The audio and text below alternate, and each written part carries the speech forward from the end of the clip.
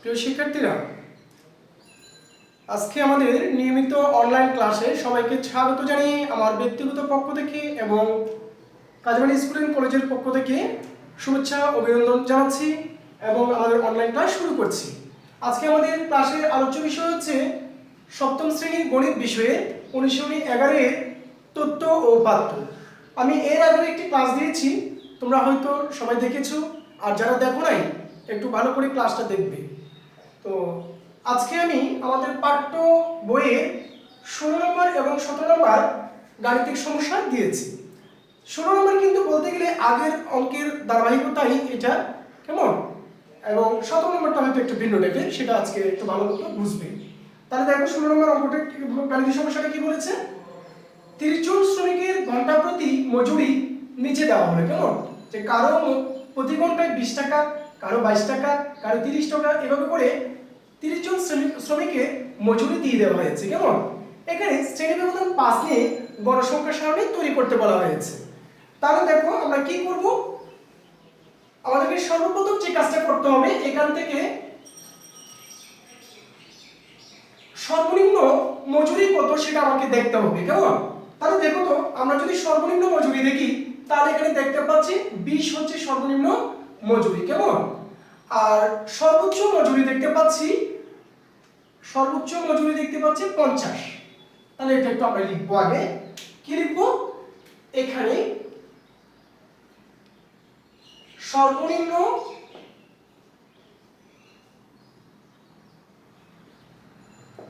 মজুরি কত টাকা, 20 টাকা, সর্বোচ্চ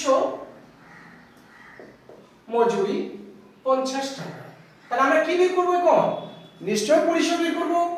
তাহলে দেখো, পরিসর সর্বনিম্ন মজুরি, আমরা আর এটা লিখবো না, যেহেতু আমরা গত ক্লাসে এগুলো লিখেছিলাম, সূত্র আর লিখবো না, সরাসরি লিখি সর্বনিম্ন মজুরি বিয়োগ সর্বোচ্চ মজুরি বিয়োগ সর্বনিম্ন মজুরি যোগ এ।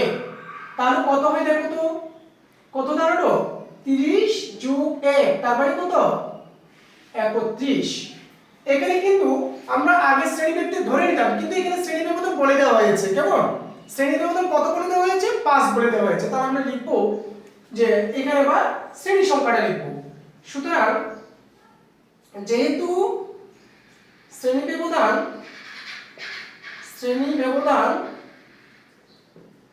5, সুতরাং শ্রেণী সংখ্যা হবে কত, ওই যে পরিসরকে যখন আমি শ্রেণী ব্যবধান দিয়ে ভাগ করব তাহলে কত আসবে, দেখো তো, যদি ভাগ করি 5 6 30 না, কেমন, কত আসবে বলো, 5 6 30, এখানে আছে কত, যদি আমি ভাগ করি 10 তাহলে কত, 11, 30 আর 1, তাহলে 0 নিলাম, তাহলে কত, 5 দুগুণে 10, 2, 6.2। তাহলে আমরা কি লিখতে পারবো, পরবর্তী পূর্ণ সংখ্যা 7, ঠিক আছে, বুঝা গেছে। আচ্ছা, এবার দেখো, তাহলে শ্রেণী সংখ্যা যেহেতু পেয়ে গেছি, আমরা লিখবো এবার যে সর্বনিম্ন কত থেকে শুরু করব, 20 থেকে, সর্বনিম্ন 20 থেকে শুরু করে, সর্বনিম্ন 20 থেকে শুরু করে শ্রেণী ব্যবধান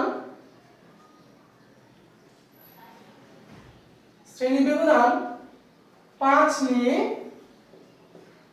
গণসংখ্যা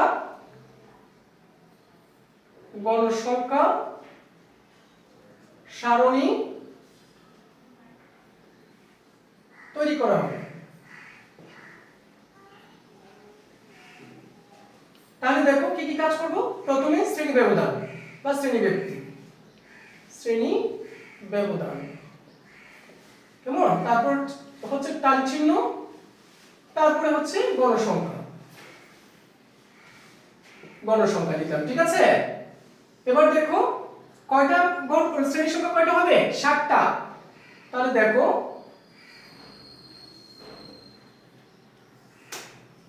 1 2 3 4 5 6 1 2 3 4 5 6 7 এবং অতিরিক্ত একটা ঘর করলাম মোট বের করার জন্য। কেমন? তাহলে দেখো কত থেকে হবে আমাদের, কত থেকে শুরু করব দেখি বলো তো। যেহেতু ব্যবধান 5 বলছি, সর্বনিম্ন ছিল 20, তাহলে কত 20 21 22 23 24, তাহলে কত হবে 20 থেকে 24, 25 থেকে কত লিখবো দেখি বলো তো 29,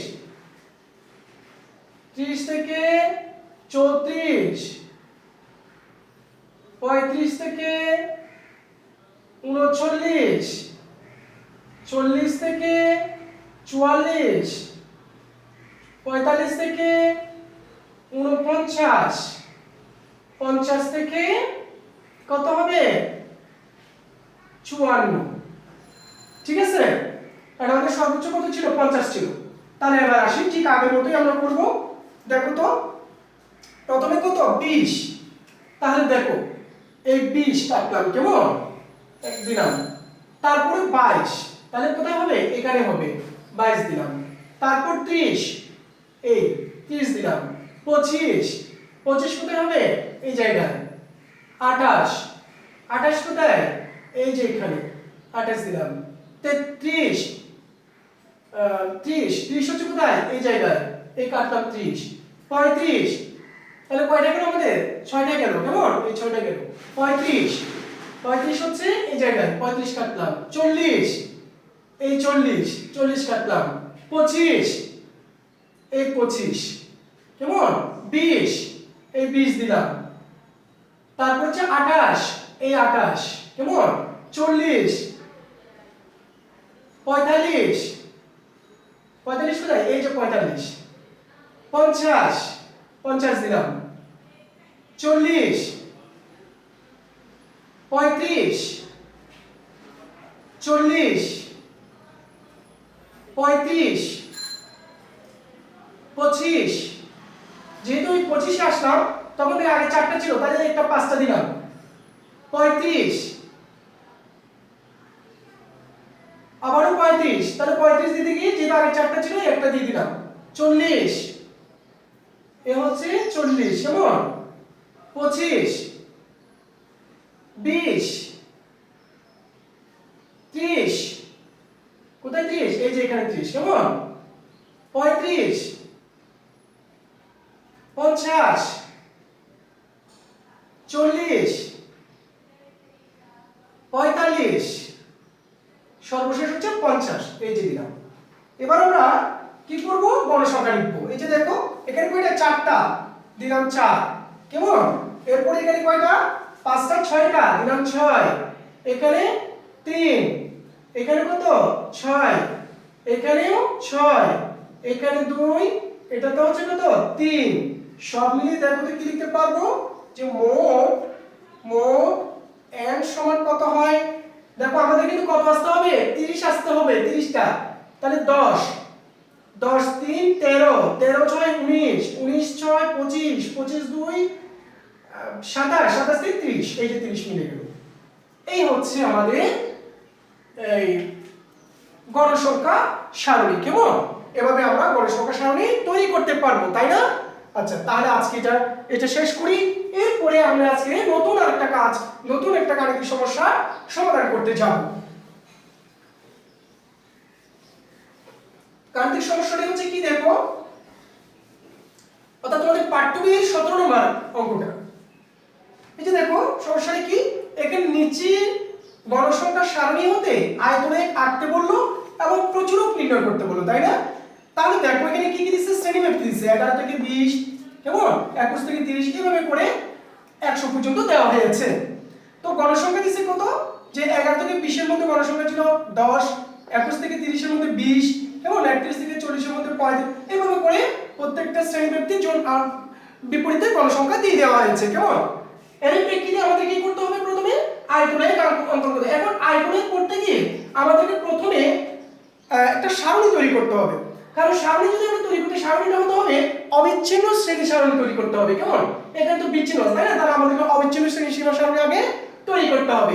এই জন্য আমাদেরকে যে কাজটা করতে হবে সেটা হচ্ছে যে আমরা লিখবো আগে কি যে আয়তনিক অঙ্কনের জন্য অবিচ্ছিন্ন শ্রেণীসীমা সারণী তৈরি করি, বা তাহলে সেটাই লিখবো যে আয়তনিক অঙ্কনের অবিচ্ছিন্ন শ্রেণীসীমা সারণী নিম্নরূপ, এভাবে লিখবো। 17 নাম্বার, আয়তনিক অঙ্কনের জন্য অবিচ্ছিন্ন শ্রেণী সীমা সারণী নিম্নরূপ। তাহলে দেখো কিরকম হবে, প্রথমে শ্রেণীব্যক্তি ঠিক থাকবে। কেমন? প্রথমে কি ঠিক রাখবো? শ্রেণীব্যক্তি ঠিক রাখবো, শ্রেণীব্যক্তি, তারপরে হচ্ছে যে অবিচ্ছিন্ন শ্রেণীসীমা, অবিচ্ছিন্ন শ্রেণীসীমা, তারপরে হচ্ছে যে গণসংখ্যা। কেমন? তাহলে আমরা লিখবো একে একে সবগুলো লিখবো। এখানে কয়টা আছে? 1 2 3 4 5 6 7 8 9, 9টা লিখবো। তাহলে দেখো কত থেকে? 11 থেকে 20। আচ্ছা আমি 9টা আগে তৈরি করে নিই।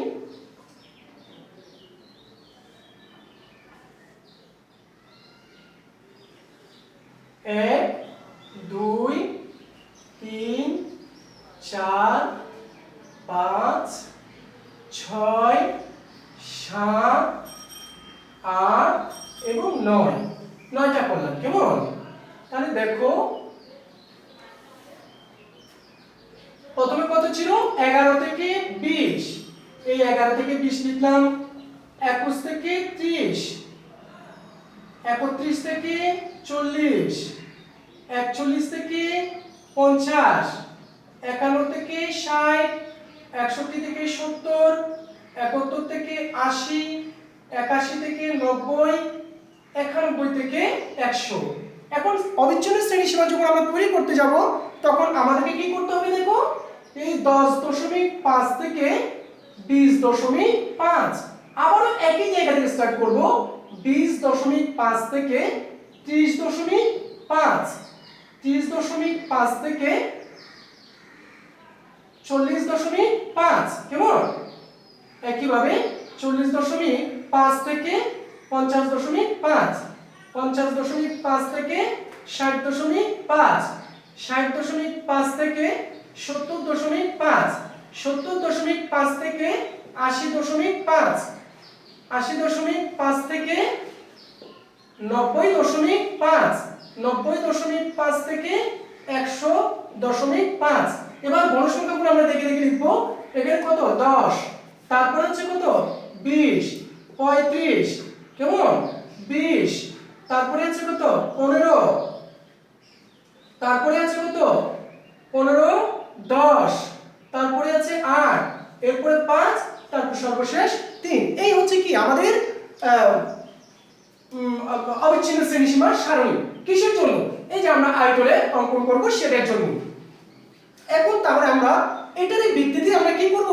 আয়তলে অঙ্কন করতে যাব।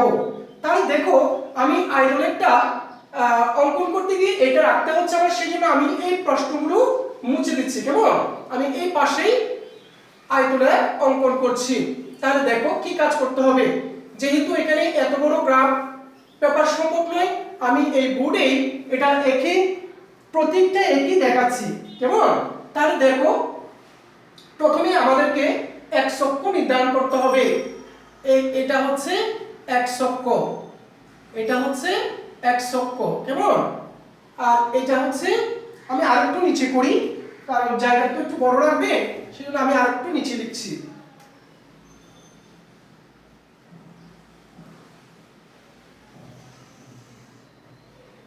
একটু এদিক থেকে করি কারণ না হলে জায়গা কাবার দিতে পারবো না। কেমন?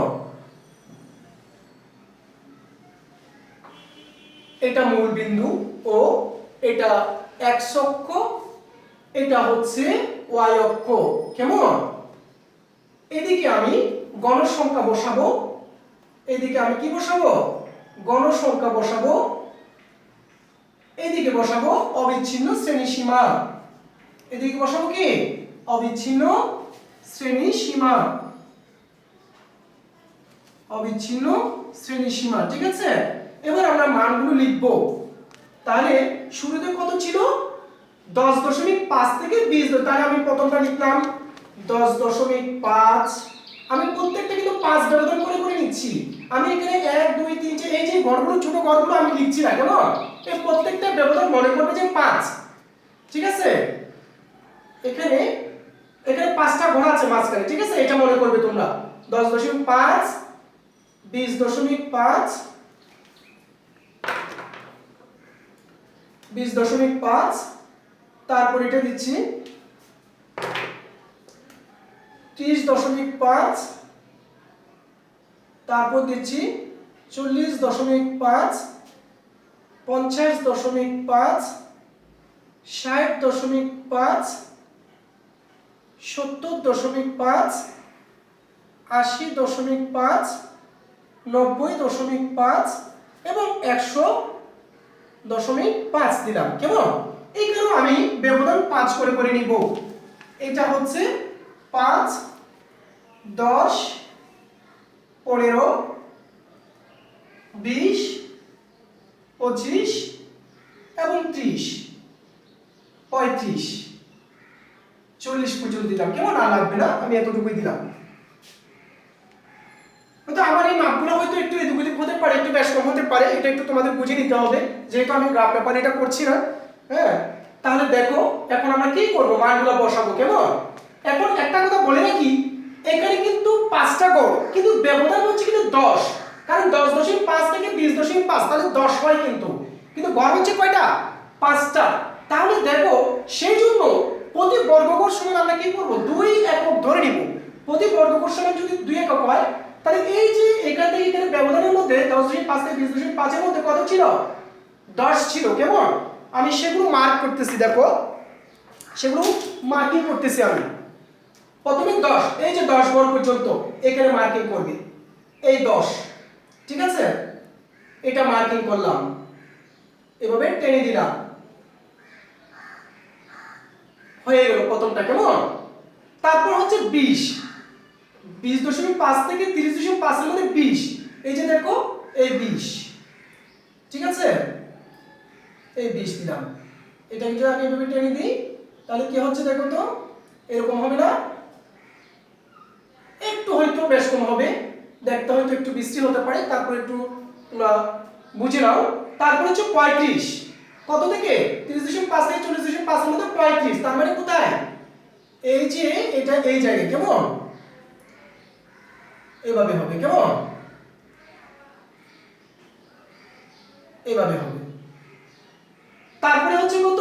20, আবারও 20 এই জায়গায়, অর্থাৎ 40.5 থেকে 50.5 এর মধ্যে কত? 20, এভাবে হবে। তারপরে হচ্ছে কত? 50.5 থেকে 60.5 এর মধ্যে 15, তাহলে দেখো এই যে 15 এই জায়গায়। ঠিক আছে, এই 15 দিলাম। তারপরে হচ্ছে কত?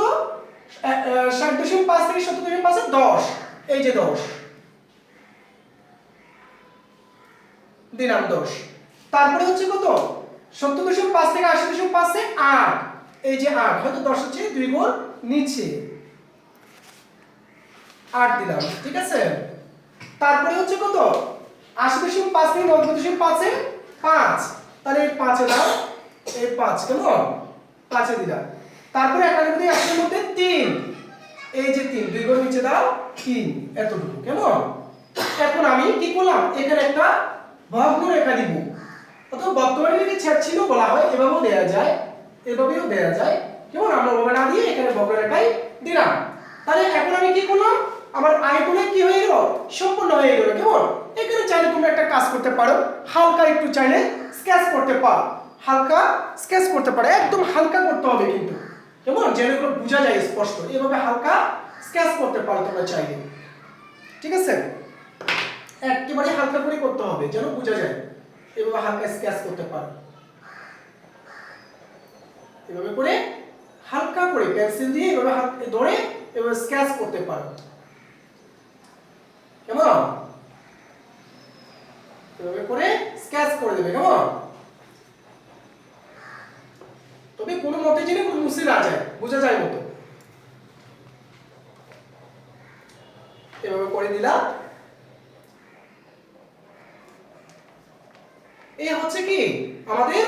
আয়তলেখ।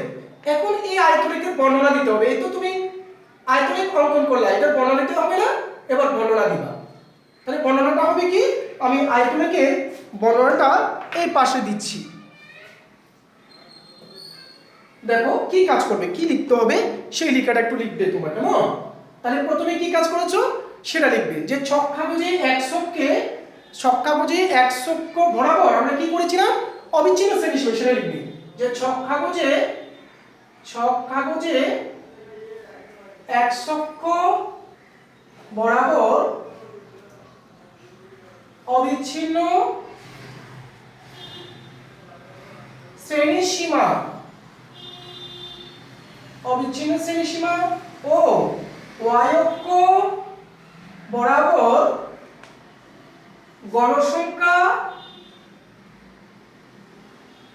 গণসংখ্যা বসিয়ে আয়তলে অঙ্কন করা হলো। তারপর বলবো যে আয়তলে এবার কত নিচ্ছে সেটা লিখবে, যে এখানে এক চক্ষ বরাবর ক্ষুদ্রতম বর্গের এক বাহুর দৈর্ঘ্যকে লিখো, যে এক চক্ষ বরাবর ক্ষুদ্রতম বর্গে বাহুর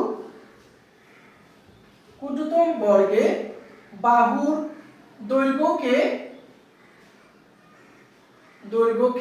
2 একক, মানে প্রতি বর্গমূলকে আমরা কি করব 2 একক ধরব, ঠিক আছে? তাহলে কি লিখব, এক চক্ষ ক্ষুদ্রতম বর্গের বাহুর দৈর্ঘ্যকে 2 একক ও y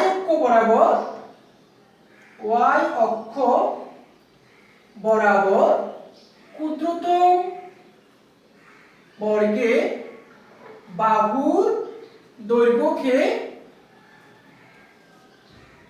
1 একক ধরা হয়েছে। এখন আরেকটা বিষয় রয়ে গেছে, সেটা হচ্ছে কি, যে মূল বিন্দু থেকে 10.5 পর্যন্ত ভগ্ন রেখা দ্বারা পূর্বের ঘরগুলো আছে বোঝানো হয়েছে। এই কথাটাও লিখতে হবে এখানে। আমি একটু এখানে লিখে, যে মূল বিন্দু থেকে, অর্থাৎ এর পরের লাইনটা, মূল বিন্দু হতে 10.5 পর্যন্ত ভাঙা রেখা দ্বারা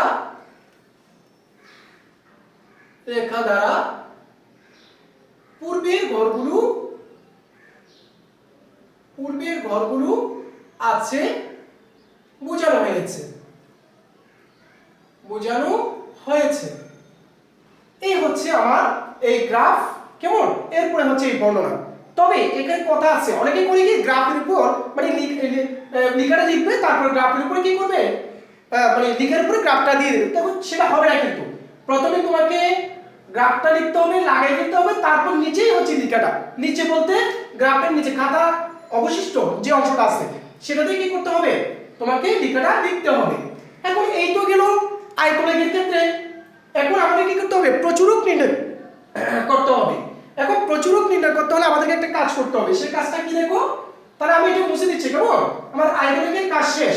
এবার আমাকে করতে হবে কি, প্রচুরক নির্ণয়।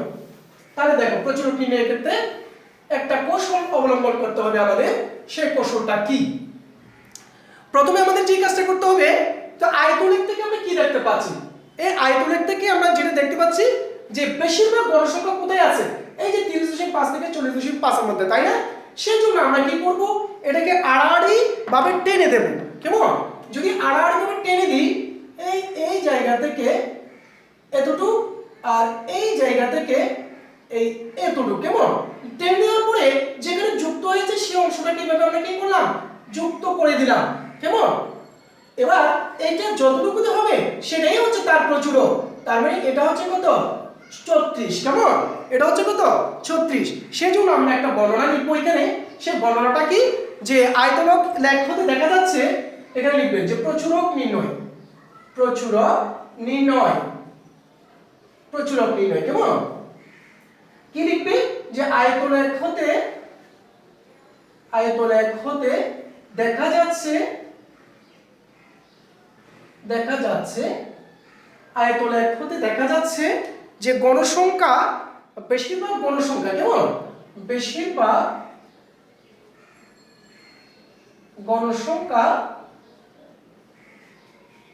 কোনটাতে আছে 30.5 থেকে 5 হতে 40.5 এর মধ্যে, ঠিক আছে 30.5 40 এর মধ্যে। এবং আড়াআড়ি ভাবে যদি আমি এটাকে যদি আড়াআড়ি ভাবে যুক্ত করি কেমন, তাহলে কি লিখবো যে আড়াআড়ি ভাবে অঙ্কিত রেখাংশের ছেদবিন্দু হতে আড়াআড়ি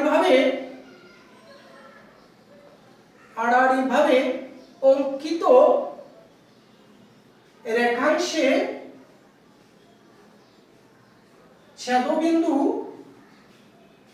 হতে কেমন, তাহলে কি করব ছেদবিন্দু হতে আমরা কি লিখতে পারি যে x অক্ষের উপর যে লম্ব হয় কেমন, যে লম্বটা টানা হয়েছে তাহলে সেটা লিখব যে x অক্ষের উপর যে লম্ব টানা হয়েছে কেমন, যে লম্বটা টানা হয়েছে সেটা কি হবে তা x অক্ষকে কোন বিন্দুতে ছেদ করছে সেটা আমরা এবার দেখব কেমন। তা x অক্ষকে 36 বিন্দুতে ছেদ করেছে ঠিক আছে। তাহলে এক্ষেত্রে আমরা প্রচুরক কোনটা বলতে পারবো, তাহলে প্রচুরক কোনটা বলতে পারবো যে এখানে প্রচুরক 36 অর্থাৎ প্রচুরক 36 বাস হয়ে গেল, এই আমাদের প্রচুরক নির্ণয় হয়ে গেল কেমন। এভাবে করে আমরা কি করতে পারবো প্রচুরক নির্ণয় করতে পারবো। ঠিক আছে, আজকের মতো আমাদের ক্লাস এখানেই শেষ করছি। সবাইকে আবারও ধন্যবাদ জানিয়ে আমাদের এই অনলাইন ক্লাসগুলো দেখার অনুরোধ জানিয়ে আজকের মতো এখানে ক্লাস শেষ করছি। ধন্যবাদ সবাইকে।